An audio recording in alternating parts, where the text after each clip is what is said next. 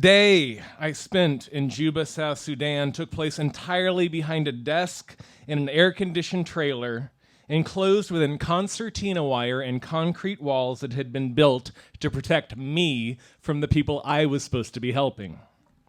Every evening, I took a convoy ride home to yet another compound, the Palace, where I ate and slept.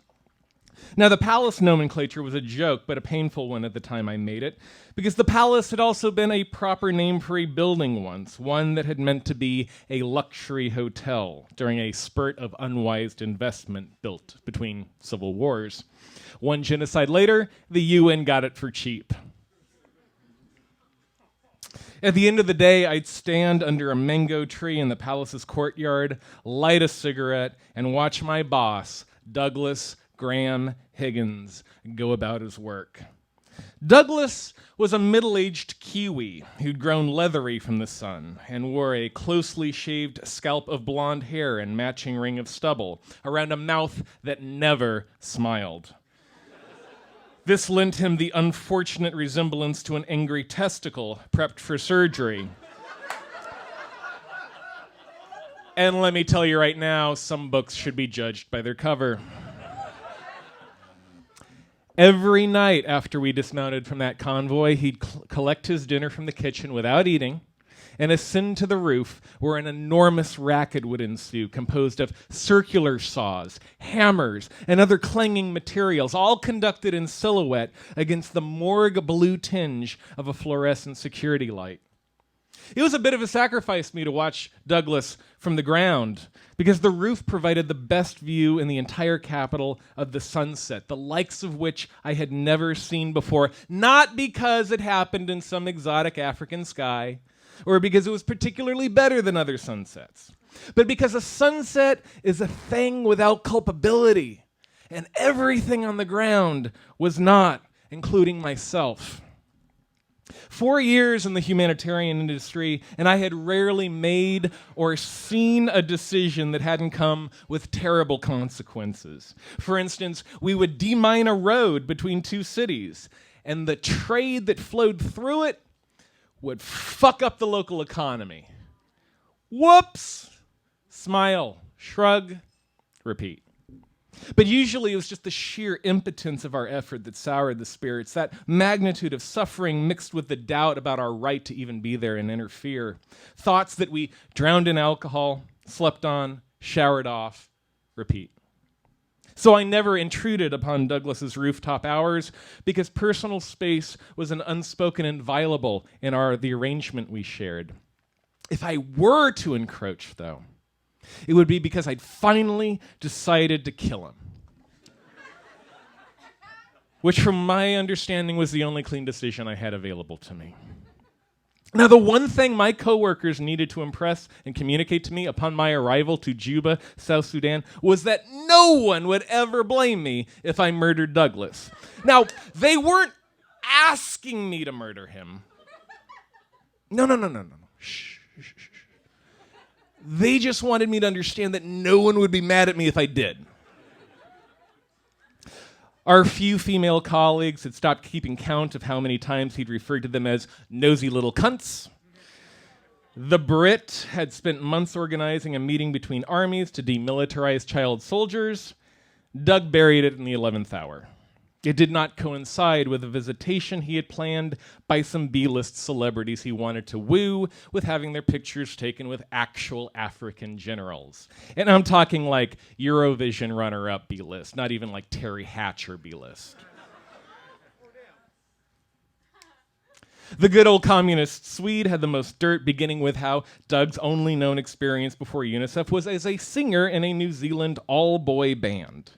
Jazz hands, synchronized movements, applause, and bright lights that ended before he was done with it, which he then followed with a tale much more somber of how Douglas had been run out of Afghanistan, out of treating the local staff like slaves, who, in turn, politely informed him that he should make his peace with God because they were going to shoot him to death at their earliest convenience. Doug was then transferred to Somalia, where his diva shenanigans continued unabated and, once again, was faced down by poor men willing to lend him their bullets. But rather than being dismissed, the UN failed him upwards yet again into a prominent position in Juba, where the show went on for a newly empowered third season. It was an extreme case of a very familiar problem. The best and the brightest among us had New York and Copenhagen to aspire to. Backwaters like Juba got dug. And all the martyrs, the misfits, the mercenaries, and the missionaries who came to solve their emotional problems with geographic solutions wound up like his underlings. The Swede ended on the note of an elder statesman. Everyone in the UN has a fucking graduate degree now, but no one has any common sense. If they did, they might think twice before giving a sociopath power and letting him run loose across the third world. And there it was. The word that wasn't just hyperbole, but the real heart of what was behind both Douglas's behavior and 3 countries' worth of premeditated homicide planned against him. Sociopath. The only way to remove a problem like Doug would be an unfortunate accident. The kind that happened every day in Juba and could never be thoroughly investigated, because freshly post-war zones make excellent locations to commit murder, which all of my coworkers found a way to mention to me. Now, there was plenty wrong with a place like Juba, but here was a problem that we had imported. He was our smallpox blanket to burn. Why these comrades of mine, though, were putting me up for a job they could have done at any point during the several years they'd known it needed to, gave me a little bit of pause. Self-flattery, which I'm fond of, suggested that it was because they saw a quality in me that LinkedIn would not allow someone to endorse. That special capacity for wet work and the conviction it requires. After living through 9/11 in New York and deciding art didn't matter much in the face of mass murder, I'd gone searching for an opportunity to right a wrong I'd experienced but hadn't quite put a name to yet. Fixing a problem like Douglas Graham Higgins would have gone a long way for me, and I'd found plenty of motivation to do it on my own. It was his failure of eye contact that initially caused me to judge him. When he stared vacantly at the neck or chest of his coworkers, he did so as though they were just talkative corpses. And the fact that corpses sat around his breakfast table every morning positively bored him. Bored him so much, amused him even, that the victims of the parasites that plagued South Sudan inspired his Halloween costume. He glued cooked spaghetti to his skin in emulation of the worms that would bore out after they drank unfiltered water. The case for whether he deserved to die, though, was closed for good the morning I sat passenger to him in the Land Rover he was driving, when he abruptly stopped beside a group of young Dinka boys who were brandishing sticks and dashing and tightening circles around some unseen object of interest on the ground. Doug rolled down his window and called to them, "What did you catch?" The leader of the boys leaned down to grab what he'd pinned, holding it up by the tail. "A rat," the boy announced, looking him straight in his beady little eyes. "A rat," Douglas repeated. "That's dinner, I suspect." And then he rolled up his window and he drove on. That's when I knew he deserved to die. And the perfect place to do it would be atop the palace, the one place he was alone every night. Some nights, I'd take a walk along up there on the roof after I was sure he was locked up in his quarters for the night.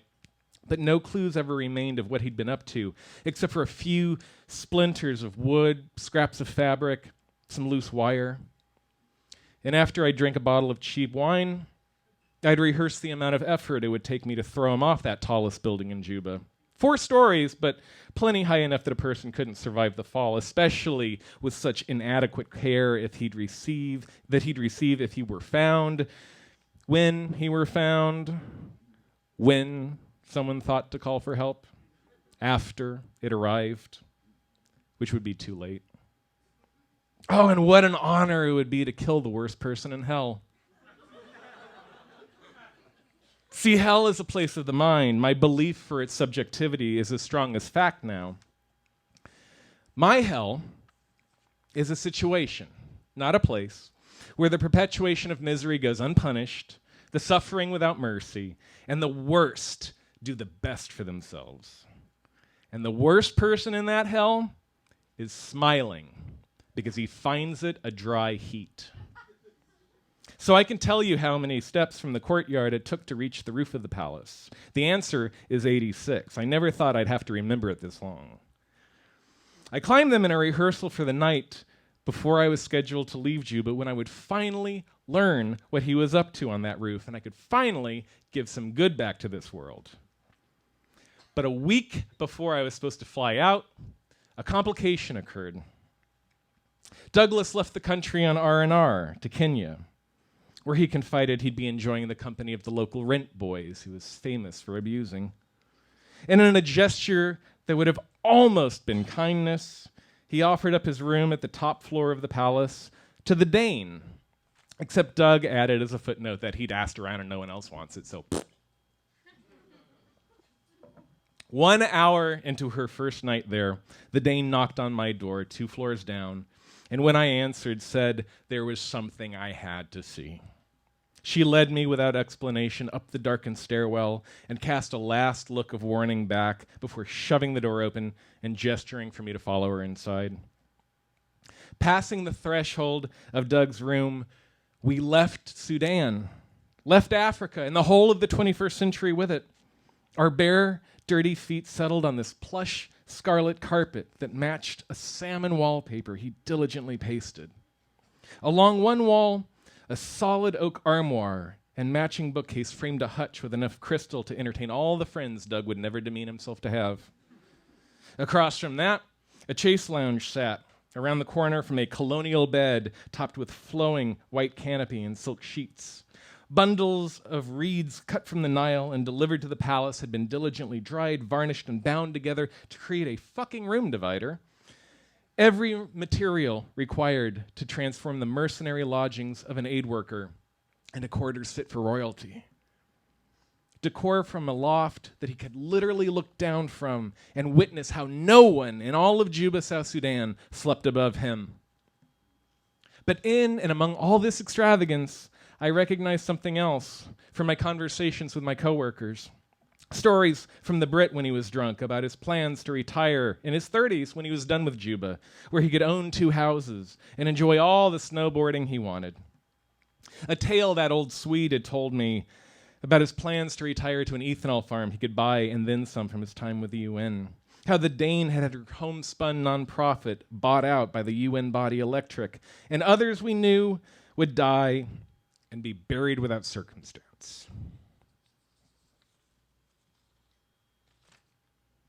But not them, and not Douglas. He had just committed the unforgivable sin of not waiting to enjoy the spoils of war. And that's why they wanted him dead. That's why they didn't have the balls to kill him themselves, too.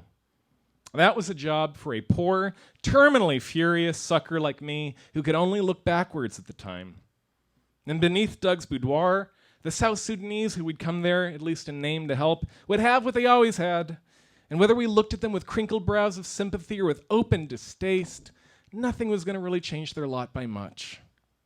Douglas the sociopath was the only honest man about that fact. And I have never stopped fantasizing about killing him because of it. But instead, I left, which is a far greater luxury than owning a carpet. Thank you.